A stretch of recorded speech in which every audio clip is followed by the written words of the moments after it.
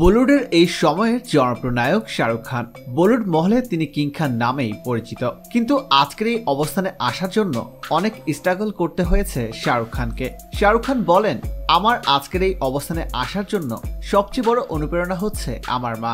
শাহরুখ বলেন, আমার মা সব সময় আমায় সাপোর্ট করেছে, আমার পাশে থেকেছে বলেই আমি আজ শাহরুখ খান হতে পেরেছি। কিন্তু দুঃখ, আমার মা আমার সফলতা দেখে যেতে পারেননি। শাহরুখ খান আরো বলেন, আমার জীবনের সবচেয়ে দুর্বল মুহূর্ত ছিল আমার অভিভাবকদের হারানো।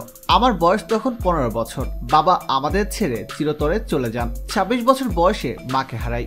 আমাদের আর্থিক অবস্থা একদম ভালো ছিল না। ওই সময় আমি মাস্টারি করেছিলাম।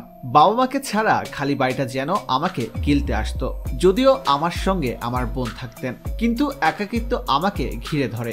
নিদারুণ যন্ত্রণা আর বেদনা আমাকে গ্রাস করতে থাকে। ভাবি এই দুর্বলতা থেকে আমাকে বের হতে হবে, আর একমাত্র অভিনয় পারে আমাকে এই কঠিন পরিস্থিতি থেকে মুক্ত করতে।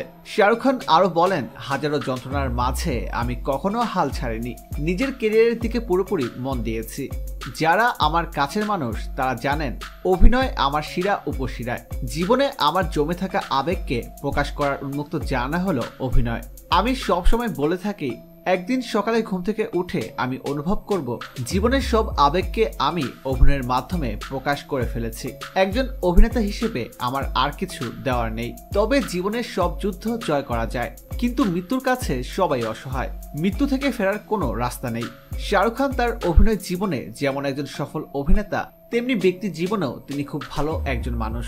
শাহরুখ শুধুমাত্র একজন ভালো অভিনেতাই নয়, একজন ভালো স্বামী এবং একজন ভালো বাবাও। শাহরুখ সিনেমায় অভিনয়ের বাইরে তিনি তার পরিবারকে যথেষ্ট সময় দেওয়ার চেষ্টা করেন। বন্ধুরা, শাহরুখ খানের অভিনয় আপনার কাছে কেমন লাগে? তার কোন সিনেমাটি আপনার কাছে সবচেয়ে বেশি ভালো লেগেছে? কমেন্ট করে জানিয়ে দিন। আর বিনোদন জগতের অজানা সব তথ্য জানতে এখনই সাবস্ক্রাইব করে রাখুন ASD Waves ইউটিউব চ্যানেলে।